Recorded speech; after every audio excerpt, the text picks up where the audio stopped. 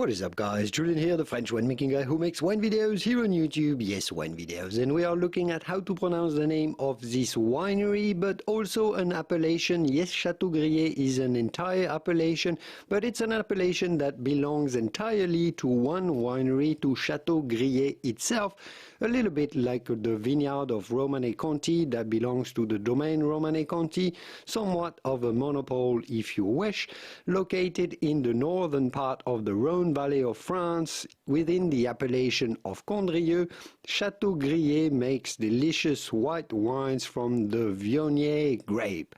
So how do you go about pronouncing this? Well, Château, you're familiar with the term Château, and then Grillet. Grillet, the T at the end of Grillet is definitely silent. I-double-L comes down to like it was a Y pretty much.